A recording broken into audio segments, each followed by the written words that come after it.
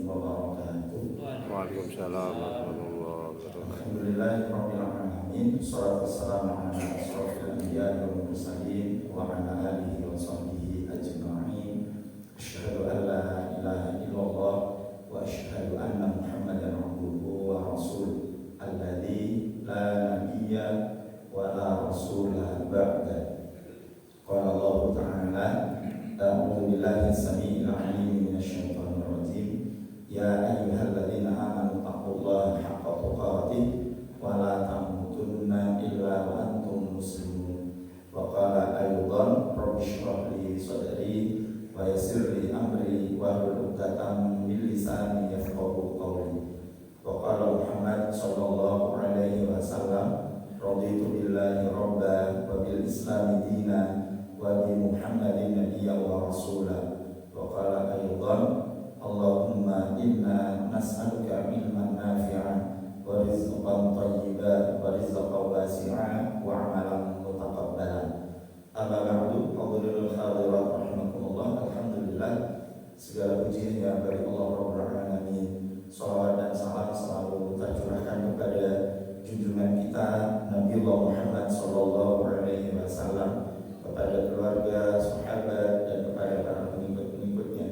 Insyaallah semoga kita termasuk di dalamnya. Amin ya rabbal alamin. Hadirin rahimakumullah, kita akan melanjutkan bahasan kita masih tetap seri akhlak kepada Allah. Dan pada kesempatan pagi ini kita akan membahas tentang menjaga semangat berkurban. Jadi kurbannya kita sudah tunaikan. Sekarang bagaimana momentum kurban itu kita jadikan dalam tanda kutip terus menggelora di dalam diri kita. Bukan apa-apa, hadirin rahimakumullah. Kenapa kemudian Allah Subhanahu wa taala itu mengadakan syariat kurban? Karena kalau kemudian kita perhatikan bahwa berkurban itu sebagai sarana agar kita itu selalu ingat kepada Allah. Dan kita juga berpikir bahwa ketika kita itu menunaikan ketaatan kepada Allah, maka disinilah kita itu harapannya senantiasa ingat kepada Allah. Nanti kita bahas poin yang kedua sebagai wujud rasa syukur. Jadi kita sama-sama memahami inna a'tainakal kautsar fasholli li rabbika wanhar.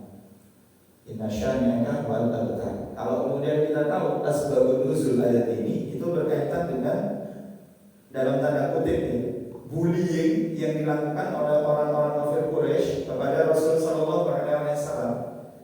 Bullying lah bahasa kekinian gitu. Bahasa dulunya itu ngece gitu. Jadi orang-orang kafir Quraisy, orang-orang Arab pada umumnya menjadikan kebanggaan atas kelahiran seorang anak laki-laki. Dan kalau memiliki anak perempuan itu aib, itu cacat, itu celah, memunculkan rasa malu gitu. Makanya kemudian kebiasaannya begitu lahir anak perempuan dikubur hidup-hidup. Makanya Rasul sallallahu alaihi wasallam itu dianggap tidak memiliki keturunan gitu. Kenapa? Karena di antara keturunan Rasul Muhammad sallallahu alaihi wasallam itu yang hidup sampai besar, sampai dewasa itu dari perempuan. Tidak ada keturunan beliau yang laki-laki. Meskipun Rasul itu memiliki anak laki-laki yang namanya Qasim. Makanya beliau itu kadang disebut Abul Qasim. Tapi meninggal pada saat kecil. Ibrahim, beliau juga disebut Abu Ibrahim, kan begitu kan? Tapi beliau Ibrahim sebelum balik sudah meninggal. Maka yang kemudian bisa melanjutkan keturunan itu adalah Fatimah dalam bahasanya orang-orang kafir Quraisy jahiliyah itu. Maka itu dianggap terputus. Maka kemudian Allah menurunkan ayat ini, inna a'tainakal kautsar. Sungguh aku telah memberikan begitu banyak kepada engkau Muhammad. Sekaligus itu juga perhatian bagi kita. Kenapa? Karena saya dan panjenengan pengikutnya Rasul Muhammad, kan begitu?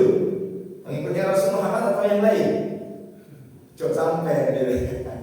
Jadi pengikut Rasul Muhammad SAW berarti insya Allah saya dan panjenengan pun juga diberikan nikmat yang banyak oleh Allah, dan itu saya dan panjenengan tidak pungkiri.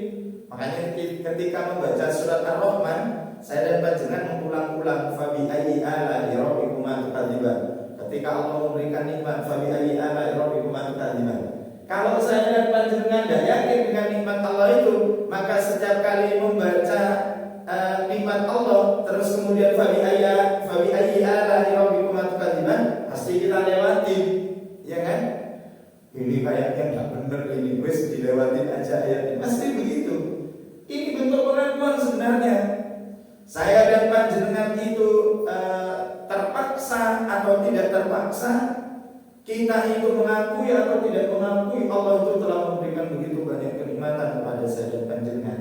Cuma nanti ya ini tadi kan, ada kemudian di antara orang-orang itu yang mau bersyukur dengan nikmatnya, tapi ada juga yang tidak mau. Dan sebagai akhlak kita kepada Allah, ya maka kita itu harapannya selalu bersyukur, dan ini akhlak gitu. Nah, yang ketika kemudian inna syani'aka huwal abtar, kalau yang ayat keduanya kan sudah sering dibahas ya, fasolli, maka tegakkan salat di rabbika, untuk Allah Subhanahu wa taala, wanhar, dan berkurban. Makna kurban itu memang ada yang menyebutkan makna menyembelih hewan kurban, tapi kalau kita bahas secara luas, makna kurban itu adalah bagaimana mewujudkan di dalam diri kita apa? Ketaatan total kepada Allah.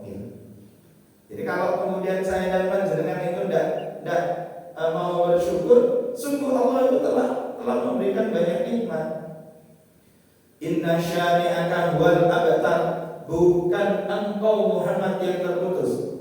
Maksudnya seperti apa yang dihinakan oleh orang-orang kafir dan orang-orang musyrik pada waktu itu. Bukan engkau Muhammad yang terputus, tapi mereka yang terputus. Terputus dari apa? Beberapa mufassirin menyebutkan terputus dari rahmatnya Allah, terputus dari nikmatnya Allah. Nikmat apa? Nikmat Islam. Allah Subhanahu wa taala itu menyebutkan walikulli ummatin ja'alna mansakan. Sungguh Allah itu telah memberikan atas tiap-tiap kaum, tiap-tiap umat, ja'alna, Allah menjadikan atasnya apa? Mansakan, manasik, kaifiyah, tata cara dalam peribadatan. Mesti dalam konteks ini yang Allah maksud itu tata cara dalam berkurban begitu. Tetapi kalau kita perhatikan di dalam semua aktivitasnya saya dan panjenengan, Allah itu telah memberikan petunjuk dalam semua aktivitas. Karenanya di dalam ayat yang lain Allah menyebutkan telah menetapkan pada masing-masing kaum itu apa? Ala syariat, atas syariat, atas aturan-aturan Allah gitu. Jadi makanya Bapak Ibu yang dimuliakan Allah, kita doakan ya saudara-saudara kita yang saat ini menunaikan ibadah haji hari ini atau kemarin di pulangnya? Hari ini ya? Atau ada tetangga yang sudah pulang? Oh belum gitu? Ya, kita doakan semoga hajinya mabrur, amin. Bagi kita yang sudah menunaikan, semoga mabrur dan mabrur, amin. Bagi yang belum, tidak apa-apa. Yang penting itu niatkan untuk menjadi tamu Allah di sana. Tidak usah berpikir kita itu nanti mampu secara finansial, mampu secara fisik atau tidak. Tidak usah berpikir dulu. Kita coba sempurnakan rukun Islam kita itu dengan niat bahwa kita itu akan melaksanakan semua ketaatan dan kewajiban kita kepada Allah. Minimal niatnya dulu, kan begitu. Daripada saya sama sekali belas tidak mau niat naik haji, wah ini sudah salah ini. Maka ketika Allah menyebutkan wala tamutunna illa wa antum muslimun, jangan kalian itu mati meninggalkan dunia yang fana kecuali menjadi orang-orang yang berserah diri secara totalitas. Termasuk adalah ketika kita itu haji itu kan termasuk rukun kan gitu. Kalau kemudian kita itu tidak mau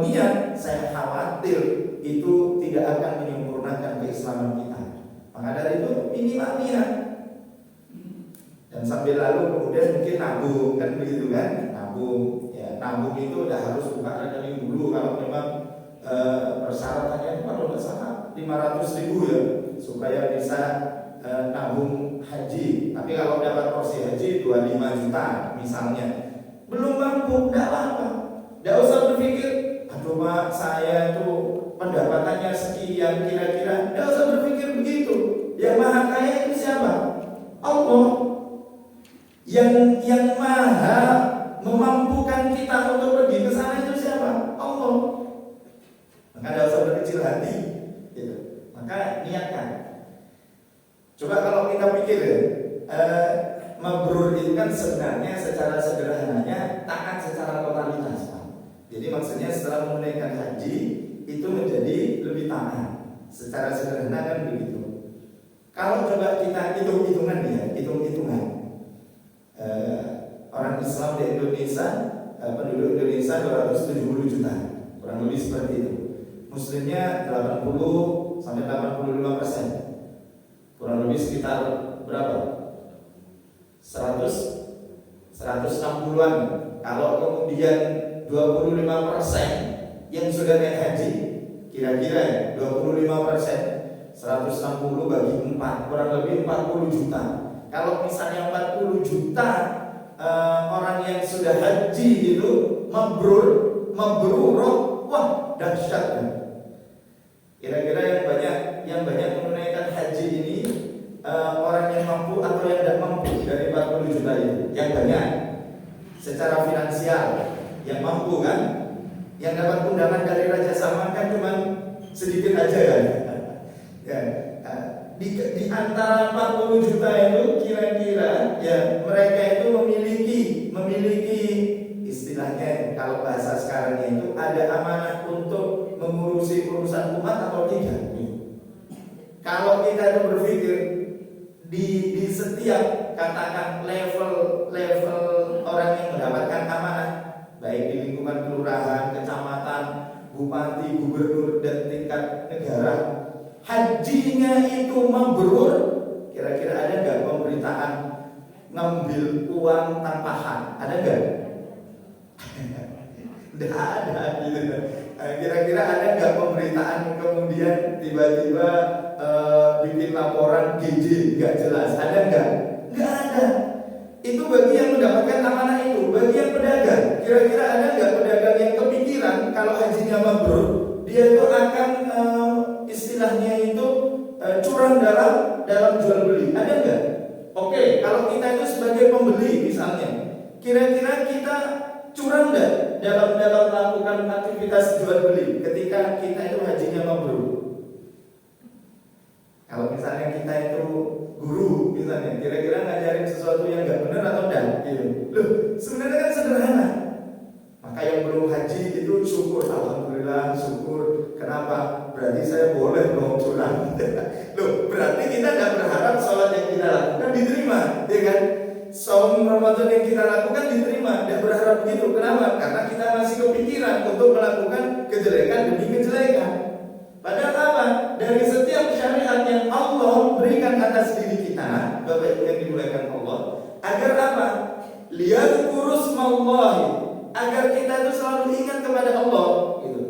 Jadi kalau misalnya sholat yang kita lakukan, berarti kita itu akan selalu ingat kepada Allah. Dari setiap puasa, dari setiap infak yang kita keluarkan, dari haji dan umroh yang kita lakukan, dari aktivitas perdagangan yang kita lakukan, dari aktivitas pendidikan, pengajaran yang kita lakukan, dari aktivitas interaksi sosial masyarakat yang kita lakukan, semestinya itu akan menjadikan diri kita itu selalu ingat kepada Allah, selalu connect, selalu sambung dengan Allah.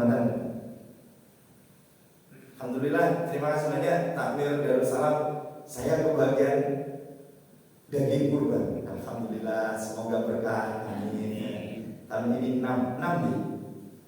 Nah, yang disembelih oh 4. Nah, berarti tahun depan 6 ya. Insya Allah gitu. Berarti saya salah informasi gitu.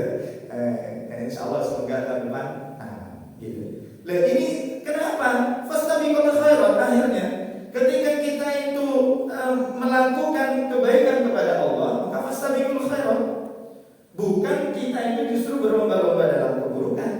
Enggak.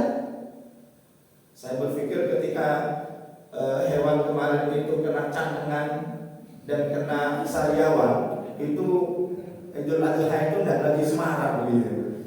Masya Allah, ternyata luar biasa ya. Dan Darussalam kemarin nyembelih hari Sabtu ya. Dan tidak banyak yang nyembelih hari Sabtu. Kenapa? Karena memang pengennya sih supaya sama hari Ahad. Kalau saya dulu pernah berbeda juga, maka saya tetap nyembelih setelah sholat. Karena kan ada syariatnya kan begitu kan, gitu. Jadi nggak peduli kalau memang yang lain memang kebetulan hari yang lain terus. Karena apa? Kita itu mengerjakan sesuatu itu harus dengan yakin kan, bukan semata-mata kemudian ngikutin beginian. Enggak. Gitu. Meskipun demikian kita tidak berharap Lebaran itu dua kali terus ya. Bukan persoalan enak nanti biar rata pembagian. Kalau Idul Adha itu kan sebenarnya itu kan sampai 4 hari kan memang untuk penyembelihan hewan kurban. Cuma kan syiarnya itu kan, syiarnya. Maka berharap di tahun-tahun berikutnya, meski prediksinya itu dalam beberapa tahun ke depan itu bisa beda, ya saya khawatir prediksi ini juga akan mengalihkan opini kita untuk semakin bersatu gitu. Jadi prediksi berbeda itu harus kemudian kita hilangkan. Yang harus kita kuatkan itu adalah prediksi bersama. Itu kan dahsyat kan begitu. Maka untuk apa? Dia urus Allah agar kemudian dari setiap pelaksanaan ibadah yang kita lakukan, kita itu selalu ingat kepada Allah gitu. Fa ilahukum ilahun wahid. Maka kemudian disebutkan, maka Tuhan kalian itu adalah Tuhan yang satu. Falahu aslimu, maka terhadap siapa? Itu kembali kepada Allah. Kepada Allah lah aslimu, kalian itu serahkan diri kalian secara totalitas. Loh. Makna Tuhan yang satu itu tidak boleh kemudian kita dipelintirkan. Yang membuat semua agama itu adalah Tuhan yang satu. Maka dari itu agama yang ada sekarang itu ya juga dari Zat yang Maha Satu. Maka dari itu semuanya itu nggak apa-apa. Wah, ini logika timur. Ini harus saya upload ya. Gak bener apa. Logika timur itu logika luar gitu. Kalau kemudian kita itu mengaku Tuhan kita itu satu, maka mestinya kita tunduk terhadap ketetapan Tuhan yang satu. Betul, kita meyakini bahwa Allah menurunkan Yahudi kepada Musa, kaumnya Musa. Allah juga menurunkan agama Nasrani kepada Nabi Isa alaihissalam. Dan Allah menurunkan Islam kepada Muhammad sallallahu alaihi wasallam. Dan Allah meminta kepada saya dan panjenengan mengikuti risalah terakhir. Loh gitu. Jadi jangan kemudian logikanya dibolak-balik, dibalik dan bolak. Seolah-olah pikiran kita itu dibuat bingung dan dibuat kacau. Jangan. Bahwa kemudian ada di antara orang-orang itu yang memilih keyakinan lain, monggo gitu loh. Dan kita tidak pernah kemudian diajarin untuk memaksa mereka dan apalagi mengancam mereka kalau kemudian tidak mau ikut akan dikerasin. Enggak, gitu loh. Sengaja tadi saya membaca Al-Baqarah 255, 257, Al-Baqarah 3 ayat terakhir. Lumayan lah ya. Dalam zikir pagi dan petang itu kita sudah baca ya kan, daripada tidak sama sekali kan gitu kan. Subhanallah gitu. Jadi ini yang harus ada di dalam benak diri kita. Falahu aslimu. Jadi kalau kita berserah diri totalitas kepada Allah, semestinya dalam perbuatan kita, dalam pikiran kita, maka kita itu harus terikat dengan aturan-aturan Allah. Deal? Tidak deal. Nah kalau tidak deal berarti ada proses berpikir kan begitu kan gitu. Tidak apa-apa. Kemarin itu kita itu kan sekarang viral itu, masya Allah. Kalau kita itu mengikuti khutbahnya Rasul pada saat haji wada, gitu. Rasul Shallallahu Alaihi Wasallam itu kan banyak mengingatkan kepada saya dan panjenengan. Jadi ibaratnya kalau kemudian momentum haji itu kan sebenarnya momentum ketaatan totalitas kan. Saya dan panjenengan itu disuruh tawafnya itu berbeda dengan arah jarum jam. Itu loh saya dan panjenengan ikut. Ada nggak kira-kira yang bandel di sana? Saya bikin sesuatu yang berbeda. Mereka semuanya mengelilingi berlainan arah jarum jam, saya tak bikin aneh sendiri. Gitu. Kira-kira bisa bertahan atau enggak? Tabrak enggak bisa ya, malah bikin kacau kan? Gitu. Lah kalau dalam aturan kehidupan setelah haji itu kita tidak mau diatur dengan aturan Allah, sementara di saat kita itu mau diatur, apakah kita itu berharap haji kita itu mabrur? Sa'i itu 7. Pernah nggak panjenengan lebih nyoba gitu? Saya tak lebih 8 kali. Pernah nggak? Tak imbui 1. Pernah nggak?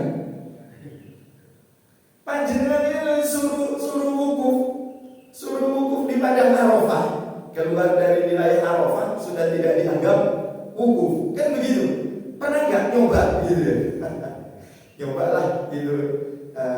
Diterima atau tidak kan Allah Maha tahu gitu. Yang penting hati saya itu di Arafah gitu.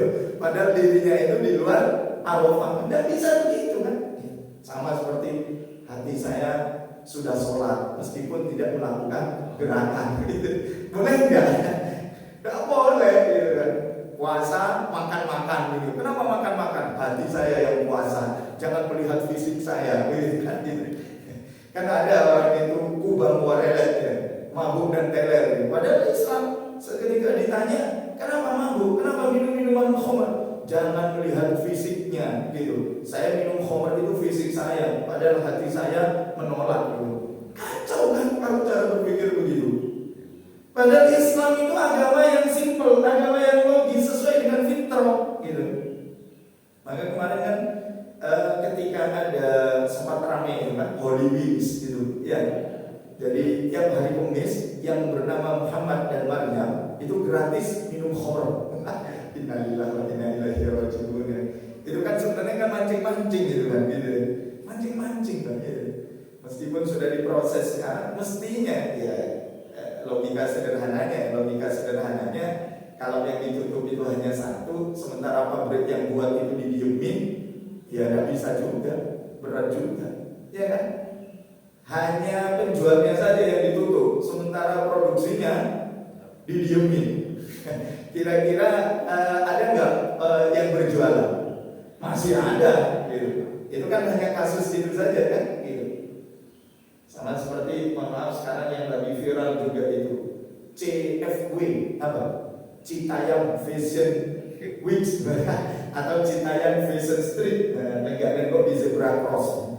Jadi lama-lama nanti itu zebra cross itu bukan lagi dari tempat nyebrang jalan normal gitu ya, tapi di situ masih selfie dulu gitu kan. Ya Allah gitu. Tapi itu kan bagus ya.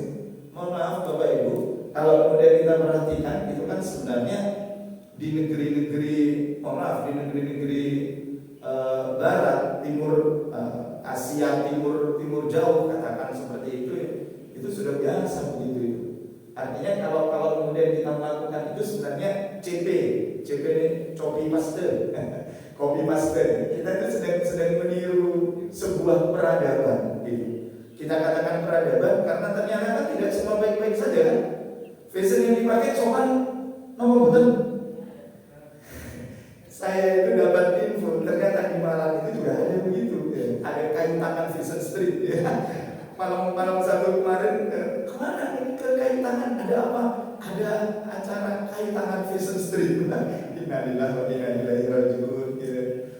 Di beberapa daerah rupa-rupanya malah begitu kan gitu. Begitu ada pengajian susah sekali izinnya. Begitu ada acara begituan gampang banget gitu. Innalillahi wa inna ilaihi raji'un. Kalau pengajian izinnya itu susahnya itu kan apa? Yang nyampein gak sama dengan kita, yang nyampein bikin resah gitu. Nah, gak apa-apa. Saya kalau bikin resah, gak usah dipakai lagi aja ya Pak. Ya Allah, gitu kan gitu. Padahal kita itu ingin menyampaikan sesuatu yang hak sebagai wujud ketaatan totalitas kita kepada Allah, gitu. Jadi kalau kemudian bayangin kalau kemudian setiap yang kita lakukan itu menuju kepada ketaatan. Rasulullah SAW ketika Haji Wada itu beliau mengingatkan, kalian itu berasal dari bapak yang satu, Adam alaihissalam. Tidak ada keistimewaan di antara kalian kecuali ketakwaan kalian kepada Allah Subhanahu wa taala.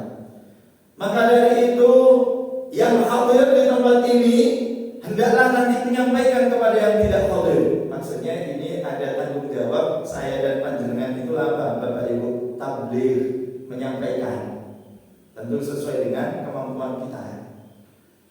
Dan kemudian Rasulullah pesan secara khusus, Pak Bapak, orang yang laki ngerti. Wahai para kaum laki-laki, jaga wanita-wanita kalian. Maknanya apa?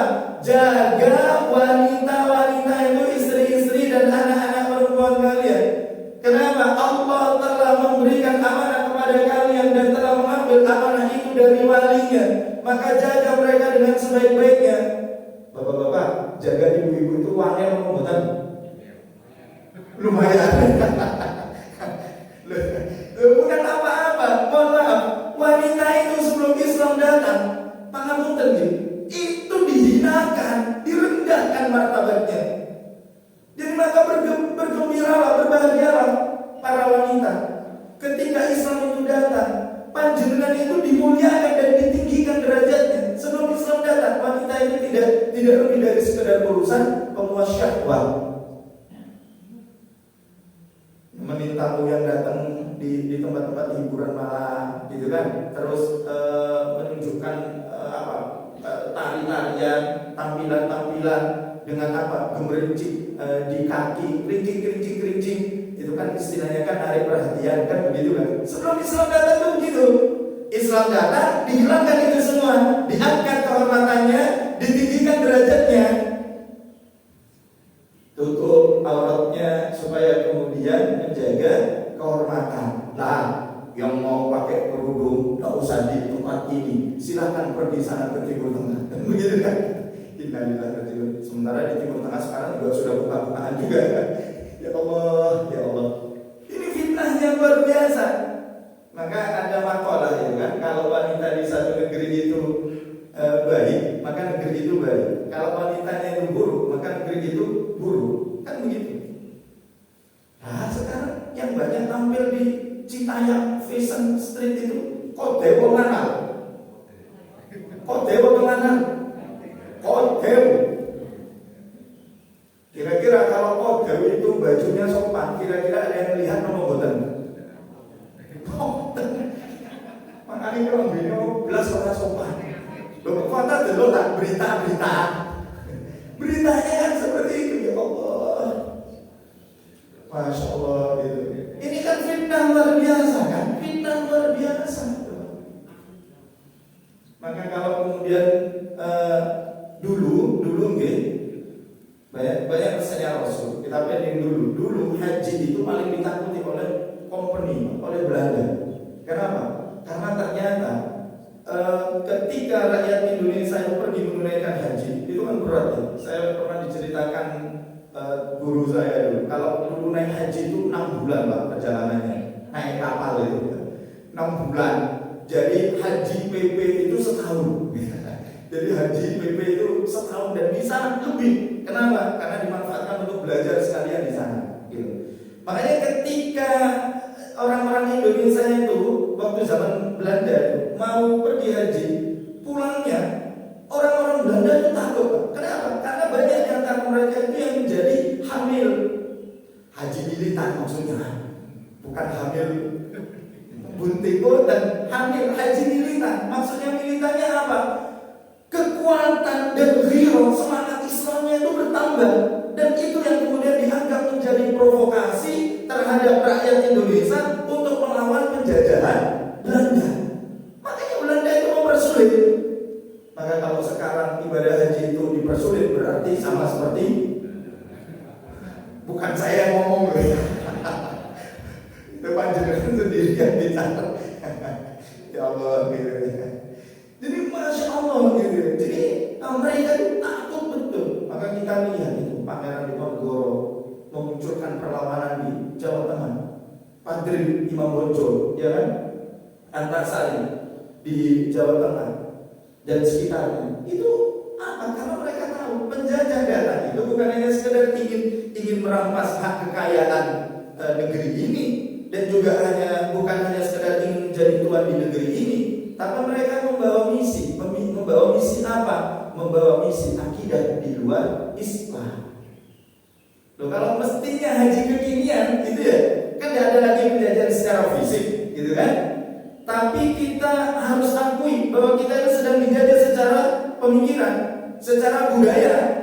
Kita itu seolah-olah, kalau dulu saya masih ingat betul itu di pelajaran PMP, Pendidikan Moral Pancasila, begitu ya. Istilahnya itu bahwa kita itu harus selektif terhadap peradaban atau budaya barat. Kita harus mempertahankan budaya timur. Makna barat dan timur itu sebenarnya, kalau barat itu Eropa dengan keyakinan di luar Islam, kalau timur itu dengan keyakinan Islam. Lu sekarang saringan itu sudah tidak ada, bebas sebebas-bebasnya. Dan bahkan kalau kita itu kemudian menolak, kita itu dikatakan saya ngomong innya saja karena yang ketawa itu saya gitu. Masya Allah, inna lillahi wa inna ilaihi raji'un. Ini kita lulus, Pak. Maka mestinya kalau kemudian kita itu misalnya sudah menunaikan haji, dan kalau belum, berarti kalau ada kemungkaran minimal kita itu mengingkari, begitu. Komen, tapi komen yang positif, maksudnya ya da'una ila al-khair, mengajak manusia itu kepada al-khair. Al-khair yang dimaksud itu apa? Ad-dinul Islam, kepada agama Islam. Aduh, saya tuh nggak ada keturunan ini loh Pak, pengasuh pondok pesantren. Memang kalau menyampaikan itu harus ada keturunan yang punya pondok. Aduh, panjenengan disebut Gus nama boten? Oleh Gus ya, Pak Agus. Ibu-ibu dipanggil Ning nama boten. Ya, kalau keturunan Pak Yai, kalau ini kan Pak Yai dan Bu Nyai kan begitu kan? Lah kalau nggak ada keturunan itu tidak boleh menyampaikan agama. Siapa? Ada dalil begitu? Dalil mana? Nggak ada. Bahkan kalau saya dan panjenengan itu ingin menjadi umat yang terbaik, kuntum khairal ummah ukhrijat linnas, yang Allah keluarkan untuk manusia, maksudnya Allah ciptakan untuk manusia, ta'muruna bil ma'ruf wa tanhauna 'anil munkar. Dan kalau saya dan panjenengan ingin menjadi mukmin yang baik, gitu ya. Menjadi mukmin yang baik apa? Auliya ba'd. Satu dengan yang lain itu sebagai pelindung, sebagai penolong. Ya'muruna bil ma'ruf wa yanhauna 'anil munkar. Nah itu mestinya itu dijadikan sebagai kebiasaan kita dalam kehidupan sehari-hari. Apakah kita itu sudah haji atau tidak? Terlebih yang sudah haji. Jadi haji itu bukan sekedar level, mohon maaf, tentang berbicara tentang status sosial. Sudah pulang haji dan dipanggil abang. Sudah pulang haji dan dipanggil umi, malah dipanggil namanya, padahal biasanya juga dipanggil namanya Bu Endang. Malah kemudian nggak mau noleh gitu. Baru kalau dipanggil umi, wah gitu kan. Hati-hati loh ya, hati-hati loh. Ya bukan nggak boleh, silakan aja, waktu itu cuma panggilan. Tetapi hati-hati, di dalam diri kita itu bisa jadi muncul apa? Tinggi hati, sombong. 40 juta loh, gak dipanggil abah, itu piye karepe. Sekarang 40 juta ya. Semoga nanti subsidinya tidak dicabut. Kalau subsidi dicabut nanti bisa 76 juta nih, gitu kan. Ya Allah, gitu kan. Tapi tidak usah khawatir. Yang maha kaya itu siapa? Allah, gitu. Yang maha kaya itu Allah. Panjenengan dan saya mungkin belum berangkat. Siapa tahu nanti dapat undangan ya. Dari siapa? Dari Raja Salman, begitu. Amin Pak. Memang kenal, boten. Berarti harus menjadikan diri kita itu terkenal ya. Ya Allah, gitu. Tapi kenalkan diri kita kepada Allah, maka Allah akan mengenalkan kita kepada semuanya. Ya, tidak usah kemudian kita itu pengen dikenal makhluk, tapi melupakan diri kepada Allah Subhanahu wa taala. Maka dari itu Bapak Ibu yang dimuliakan Allah, falahu aslimu. Secara totalitas kita akan berserah diri kepada Allah. Syariat kurban itu begitu. Jadi jangankan haji, mau kita itu bisa berkurban, kadang-kadang bisa melewat niatnya, ya kan? Padahal sama-sama sapinya. Dilihat kalungnya, oh itu loh, sapi saya gede, gitu.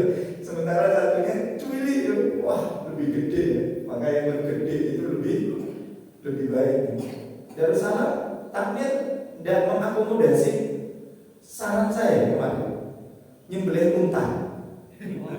Oh belum, loh komunikasi hubungan sama ini ya, prigen, aman sabar gitu.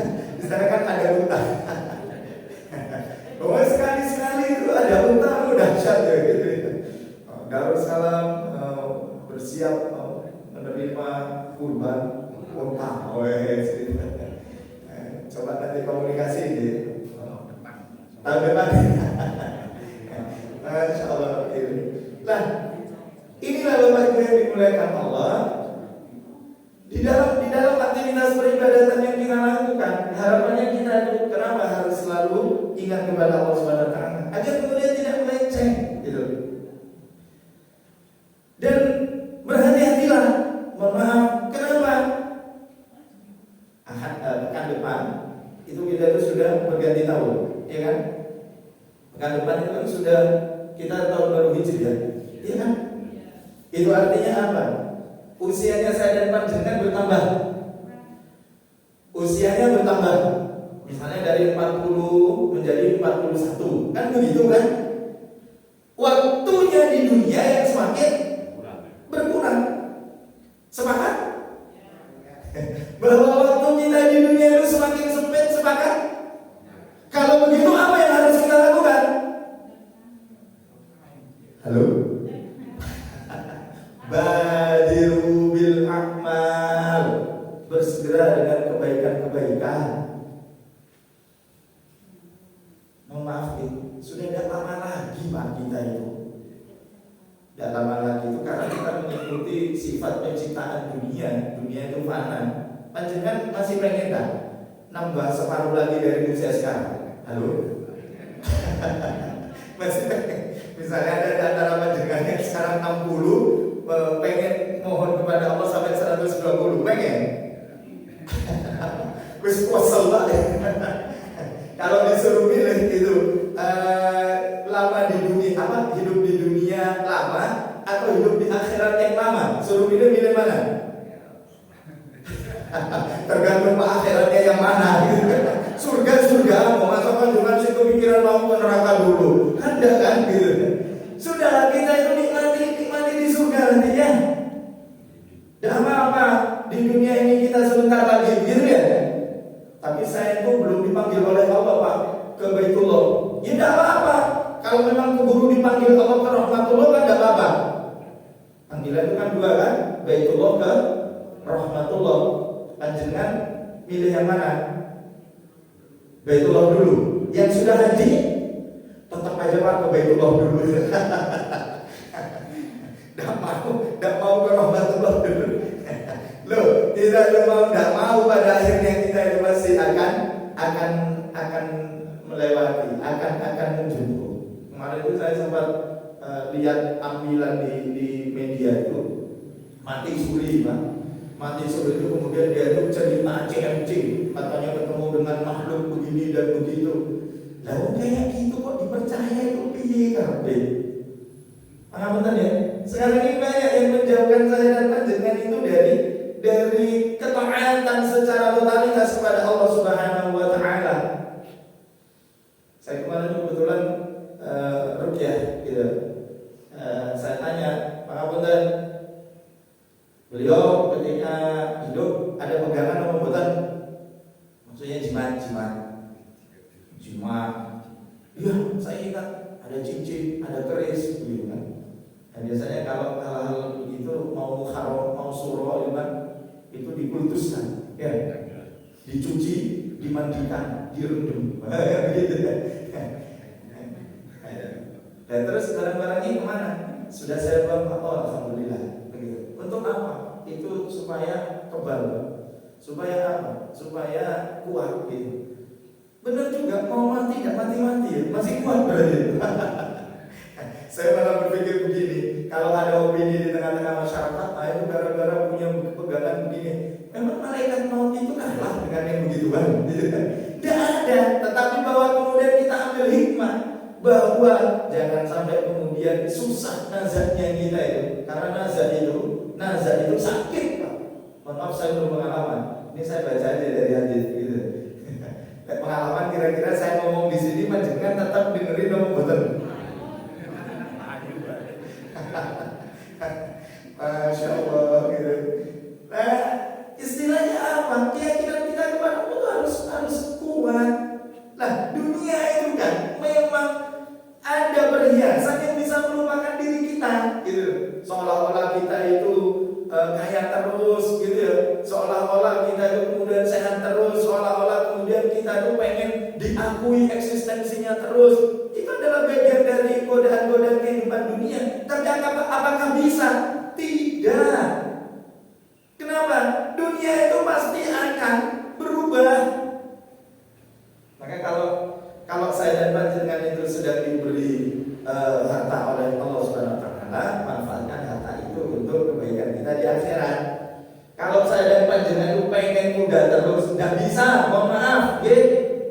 Pak, jangan pengen terus melihat ibu itu glowing, mulus terus gitu, gitu. Nggak usah. Caranya gimana panjenengan supaya ibu kelihatan glowing terus? Formalin. Belum meninggal sudah diformalin. Biar kenyal-kenyal seperti pentol banget. Atau kalau enggak dikasih plastik, Pak, biar mulus gitu. Innalillahi wa inna ilaihi raji'un. Ya Allah. Jadi Bapak jaga wanita-wanita kalian gitu. Ini kalau sudah seperti itu, Bu, ya dukung Bapak untuk menjadi pemimpin panjenengan yang mengarahkan kepada surga. Ojo neko-neko. Padahal gini, siap ibu-ibu. Ternyata bapak-bapak itu jaga panjenengan roto apa. Tapi pasti panjenengan juga bantah. Podo ae, Pak. Podo ae. Dikira enggak repot aja. Ya Allah. Insya Allah bersabarlah, karena ini repotnya saling menjaga itu hanya di dunia. Sebab nanti ketika di surga, insya Allah tidak ada repot untuk menjaga masing-masing, insya Allah. Tapi kita itu harus yakin. Maka dari itu kita melakukan ibadah itu sebagai wujud kesyukuran kita kepada Allah. Ya, selalu ingat kepada Allah. Dan terakhir, totalitas taat kita itu kepada Allah Subhanahu wa taala. Dan jangan kemudian sekarang yang didengung-dengungkan ya, kemarin ada kirim share video. Kalau kita mengakui semua agama itu dari Tuhan yang sama, kenapa sekarang kita itu harus menolak? Itu logika timur, gitu. Logika kuat. Mestinya kita itu jangan memutus liyudhirahu ala dini kulli, ya kan? Wa kafa billahi syahidan. Allah menjadikan Islam yang diberikan kepada Rasul Muhammad SAW dengan kitab suci yang sempurna itu untuk menyempurnakan, gitu. Kalau kita kemudian nanti membaca inna dina indallahi Islam, yang diridhoi Tuhan Islam, nanti kita itu dikira radikul, gitu kan? Ramah, terdidik dan berpukul. Berakal kan radikal. Ya Allah, gitu. Dan kita itu hanya ingin menjalankan ketaatan kita secara totalitas kepada Allah. Falahu aslimu, kepada Allah kalian itu berserah diri, gitu. Maka kalau kemudian bukan berarti kita kemudian akan memaksa orang itu untuk menjadi bagian dari kita sama sekali tidak boleh memaksa. La ikraha fiddin, kan begitu kan? Silahkan. Tapi jangan kemudian malah kita itu kalau begitu supaya ini harus tak pokok kita sama aja, semuanya sama. Innalillahi wa inna ilaihi raji'un. Semoga Allah menjaga iman kita, meneguhkan Islam kita, mengampuni kesalahan-kesalahan kita. Amin. Ada yang ingin disampaikan? Bukan pertanyaan, disampaikan. Saya tahu panjenengan ingin komplain. Monggo. Belum ada? Cukup ya? Sudah masuk waktu dulu. Semoga Allah menguatkan kita dalam beribadah diri kita kepada Allah. Sebagai menjadikan rasa syukur kita kepada Allah. Wujud rasa syukur itu adalah dengan ketaatan. Salat, haji, umrah, dan semua yang kita lakukan semoga menjadikan diri kita semakin baik kepada Allah dan semakin baik dengan sesama. Jadi kalau kita mau berbuat maksiat itu kita ingat, astagfirullah, salat saya diterima atau enggak ya kalau begini. Astagfirullah, umrah dan haji saya diterima atau enggak ya gitu. Jadi insya Allah kita tidak akan sempat berpikir untuk melakukan kemaksiatan. Bahwa berpikir mungkin gitu, tapi juga kendalikan dengan ibadah yang kita lakukan.